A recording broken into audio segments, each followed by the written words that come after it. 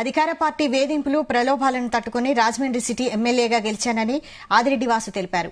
కూటమి నాయకులు కార్యకర్తల కృషి వల్లే తనకు 70,000కు పైగా మెజార్టీ వచ్చిందన్నారు.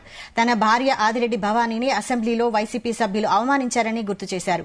మేనిఫెస్టోలో ప్రకటించిన విధంగా రాజమండ్రి అభివృద్దికి కట్టుబడి ఉంటానని ఆదిరెడ్డి వాసు స్పష్టం చేశారు.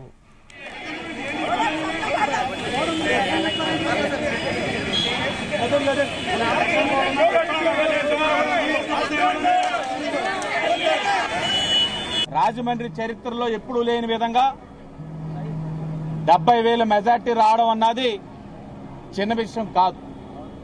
ఇది ఏ ఆదిరెడ్డి వాసువో ఆదిరెడ్డి అప్పారావు గారు ఘనత కాదు. ఇది తెలుగుదేశం, బీజేపీ, జనసేన సమిష్టి విజయం అని చెప్పి సందర్భంగా తెలియజేస్తా ఉన్నా. నన్ను పదే పదే అడిగేవారు, వైసీపీ వాళ్ళు ప్రెస్ మీట్లు పెట్టి విమర్శించేవారు. మొదటి మెట్టు అసలు వాసుకు సీట్ ఎందుకు వస్తుంది అనేవారు.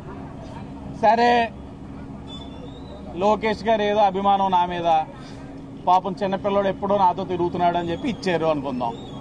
రెండో మెట్టు నెగ్గుతాడేటి, ఇక్కడ తొడలు కొట్టేవాడు ఉన్నాడు మా భరతరాము అని చెప్పేవారు. సరే, ఇప్పుడు 70,000 మెజార్టీ వచ్చింది. ఏం మాట్లాడతారు పేటీఎం కుక్కలు, ఏం మాట్లాడతారు? మేము చేసిన అభివృద్ధి మమ్మల్ని నెగ్గిస్తాది అని అన్నారు. మేము నిర్మించుకున్న వ్యవస్థలే నెగ్గిస్తాయని చెప్పారు. ఏం జరిగింది?